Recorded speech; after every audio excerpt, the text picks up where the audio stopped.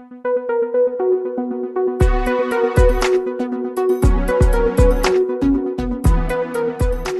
guys, this is JD with In Session Film, and we just got out of seeing the new movie, The Purge, which is written and directed by James DeMonico, stars Ethan Hawke and Lena Headey.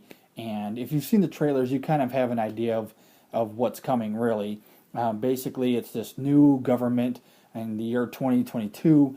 They call themselves the Founding Fathers, and they basically implement this thing called the Purge, which allows people to get out all their anger issues and all these other stuff going on in this 12-hour period where murder and crime and everything is legal. And basically they do it in an effort to lower crime rate, get rid of poverty and all that sort of stuff.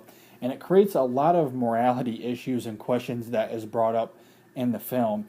And the story, while I think should have been more on a broader scale, in my opinion, it really focuses on Ethan Hawke's family as he fathers these two children, and he's got this wife in this really nice, extravagant home that is pretty much paid for by the neighborhood, by the defense mechanisms that he sells to protect families from the purge. And basically, as the story unfolds, this stranger gets into their house that is let in by the younger son, which creates some dynamics there. And these strangers that are after this guy, which I felt was unnatural and unrealistic in a lot of ways. And once it gets to that part of the film, it's pretty much every other film that you've seen, but it has some pretty nice action sequences. The story pretty much lingers around the Hunger Games meets Panic Room. It's sort of in that ballpark for the most part. And while most of the stuff is predictable, there's some story arcs that are introduced that aren't explored very well. There's some things that kind of linger on that just kind of doesn't make any sense for the most part. But there are some really cool action sequences in this film, which I really enjoyed. I really loved where Lena Headey's character goes, especially towards the end of the film. While earlier in the film, her character does some things that are predictable in a film like this, by the end, it's pretty awesome. And I love what they do with her character.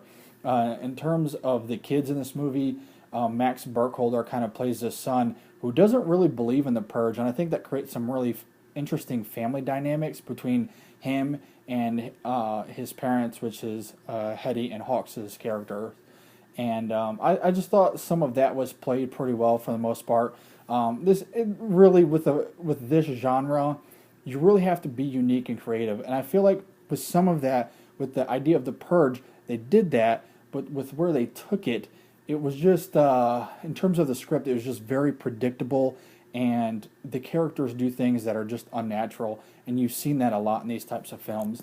I feel like they really had a great idea, and they pretty much destroyed it by narrowing it on in an area that we've seen a million times before. So overall, I gave the grade a C+. You can go read my full review at InSessionFilm.com, and we'll talk about it this weekend on the podcast. So that's all we have, and